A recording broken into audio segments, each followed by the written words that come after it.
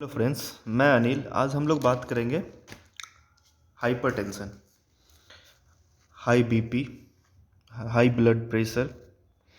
ठीक है, इनके बारे में बात करूँगा, सारा कुछ बताऊँगा, क्यों होता है, कैसे होता है, क्या करना चाहिए, क्या नहीं करना चाहिए, कौन से मेडिसिन लेने चाहिए। तो प्लीज़ लास्ट तक बने रहें, और चैनल को सब्सक्राइब नहीं किया है तो प्लीज़ सब्सक्राइब ज़रूर करें। ठीक है, क्या है ये हाइपरटेंशन होता क्यों है? सबसे पहली बात, हमारा जो दिल है वो पूरे बॉडी में प्रेशर से जो शुद्ध ब्लड है उसको पहुंचाता है। देखो, जो लेफ्ट वेंट्रिकल साइड होता है ना, वहाँ पे शुद्ध ब्लड रहता है, जिसको कि प्योर ब्लड कहते हैं। और जो राइट वेंट्रिकल साइड होता है वहाँ पे इम्प्योर ब्लड रहता है या फिर अशुद्ध ब्लड रहता है।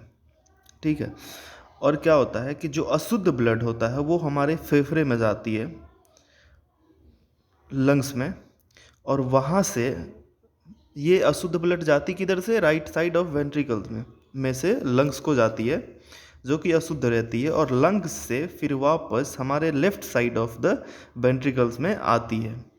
ठीक है, वो शुद्ध ब्लड होके आती है लंग्स के थ्रू हार्ट में। और फिर जो हमारा ब्लड पंप करता है ना, वो हमारे हार्ट को कॉन्ट्रैक्ट कर, जो हमारा ब्लड अंदर आता है हार्ट के साइड में, तो ब्लड पंपिंग की वजह से हमारे हार्ट को कॉन्ट्रैक्ट करना पड़ता है। और वो जो कॉन्ट्रैक्ट होने के बाद जो प्रेशर रहता है उसको सिस्टोलिक ब्लड प्रेशर कहते हैं, या फिर ऊपर का ब्लड प्रेशर कहते हैं। ठीक है, और जो कॉन्ट्रैक्ट होने के बाद जो हार्ट का हमारा जो हार्ट है वो रिलैक्स होता है, या फिर रिलैक्सेशन जिसको बोलते हैं, रिलैक्सेशन ऑफ द हार्ट, उसको डायस्टोलिक ब्लड प्रेशर कहते हैं, जो नीचे का होता है। ठीक है, नॉर्मली क्या होता है, हमारा जो ब्लड वेसल्स है ये बहुत लचीला होता है और सक्रिय होता है। ठीक है, और ये खुला हुआ होता है, जिसकी वजह से जो है हार्ट का 120/80, मतलब 120/80 नॉर्मल बीपी पे ब्लड पहुंचता है। उतने ब्लड प्रेशर पे ब्लड हमारे बॉडी को पहुंचता है, जिसकी वजह से हमें कोई दिक्कत नहीं होती।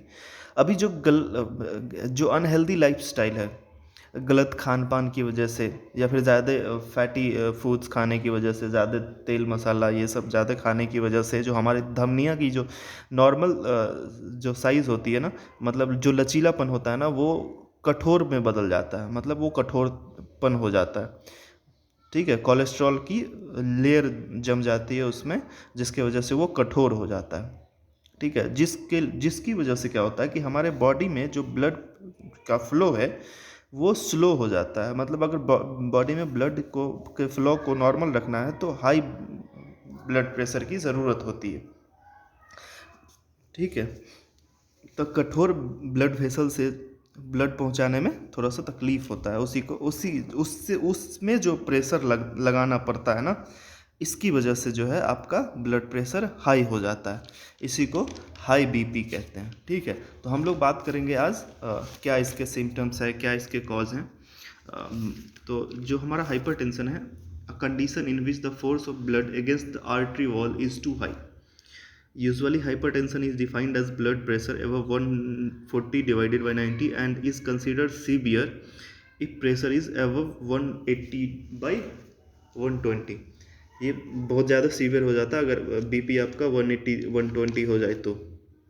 ठीक है, जो मेन कॉज है हमारा, वो क्या है कि हम ज़्यादा नमक खाते हैं अपने खाना में, या फिर फैटी फूड ज़्यादा खाते हैं, या फिर ज़्यादा कोलेस्ट्रॉल वाला फूड खाते हैं, ज़्यादा तेल मसाला खाते हैं। ये chronic conditions as a kidney and hormones problems, diabetes and high cholesterol, वही बात है।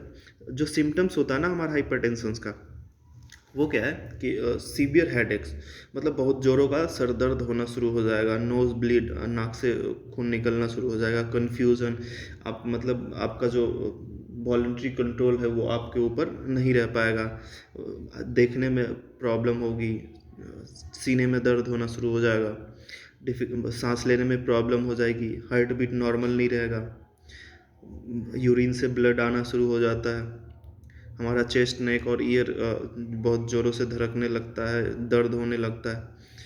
ये सब हो गई सिम्टम्स हाइपरटेंशन की। तो हम क्या करेंगे अब, मैनेजमेंट देखेंगे इसका कि इसको कैसे प्रिवेंट किया जाए, कैसे रोका जाए। ठीक है, तो क्या है, पहला जो है वो लो साल्टेड डाइट।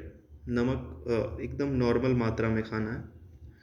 रेगुलर एक्सरसाइज क्या होता है, अभी अभी हाल फिलहाल की जो लाइफस्टाइल है ना लोगों की, उसमें एक्सरसाइज को लोग उतनी प्रायोरिटी देते नहीं है। जबकि अगर आप नॉर्मल ज़िंदगी में अगर रोज़ एक्सरसाइज करते हो ना, तो उससे आपकी जो 90% प्रॉब्लम्स है ना, जो फ्रेशनेस आप फील करोगे ना एक्सरसाइज के बाद पूरे दिन, वो बहुत ज़्यादा बेनिफिशियल होता है। तो एक्सरसाइज करना चाहिए लोगों को।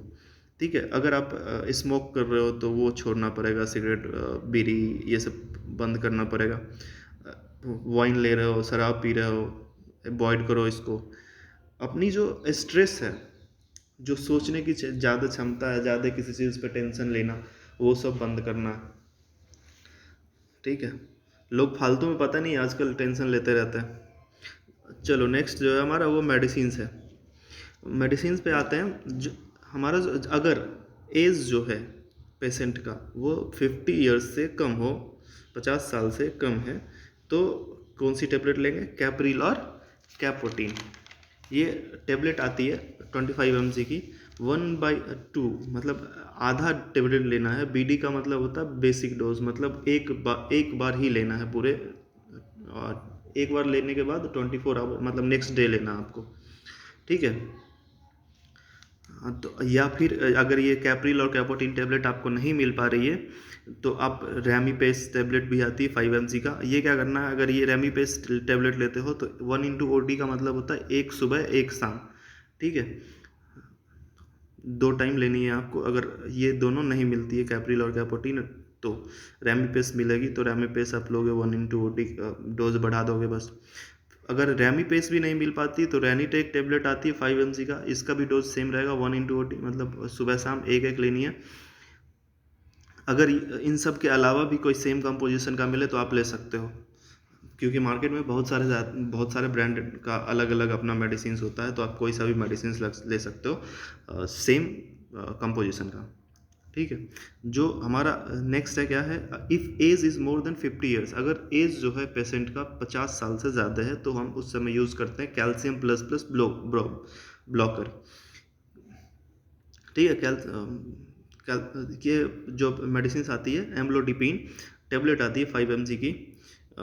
इसका डोज 1/OD मतलब एक सुबह एक शाम लेनी है, अगर एज 50 साल से ज़्यादा है तो।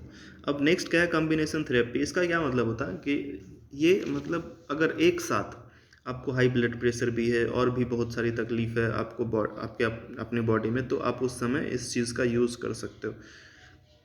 उस समय आप अलग अलग मेडिसिन्स ले सकते हो। कम मतलब अगर एक से ज़्यादा है ब्लड प्रेशर के साथ और भी कुछ है, तो आप ये वोल्टेक AM टेबलेट आती है, इंजेक्शन भी आती है इसकी, एमोलोडिपिन और वॉल्सार्टन इसका कंपोजिशन है। ये बहुत सारे फॉर्म में आते हैं, तो आप इसको ले सकते हो। इंजेक्शन भी ले सकते हो आप, इसका कोई दिक्कत नहीं है जब एक से ज़्यादा तकलीफ हो तो। ये जनरली जो है ब्लड प्रेशर के साथ साथ जो हमारा चेस्ट पेन है उसको भी कम करता है। या फिर अगर ये नहीं मिलता वोल्टेक AM, तो एफसार टेबलेट आती है, फिर इंजेक्शन भी आती है, इसको भी आप ले सकते हो। या फिर कोई और मिल रहा है सेम कंपोजिशन का तो ले सकते हो आप।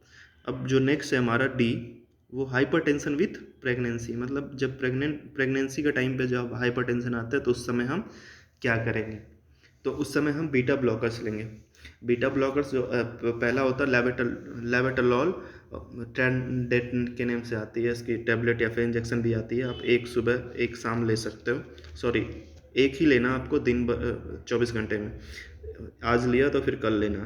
ठीक है, एक टेबलेट। या फिर अगर इंजेक्शन लेते हो तो इंजेक्शन का क्या है इसका कि आप 10 ml NS में जो है डाल के 50 mg का इसका इंजेक्शन आता है। ठीक है, तो 35 mg आपको लेना है और 10 ml NS में डाल के यूज़ करना है, और रिपीट करते रहना है इसको। जब आप इंजेक्शन डालोगे ना, तो अगर मतलब सही नहीं होता तब तक आपको रिपीट करना प्रत्येक आधे घंटे 45 मिनट के बाद बात करके, मतलब एक साथ नहीं देना। ठीक है, नेक्स्ट जो है लेवोटलॉल के बाद अगर लेवोटलॉल नहीं मिल रहा तो ट्रांजोसिन टेबलेट आती है, इंजेक्शन भी आती है, आप ले सकते हो, एक देना। वही बोला था, लेवोटलॉल 50 mg की इंजेक्शन आती है। थैंक यू, यही था हमारा हाइपरटेंशन। नेक्स्ट वीडियो में मिलेंगे हम लोग, टाइफाइड को लेके आगे बढ़ूँगा। अभी फीवर का वीडियोस बनाऊंगा मैं। ठीक है, तो प्लीज़ सब्सक्राइब कर लेना ताकि नोटिफिकेशन आपको सबसे पहले मिले जैसे ही वीडियो अपलोड करूँ तो। Thank you.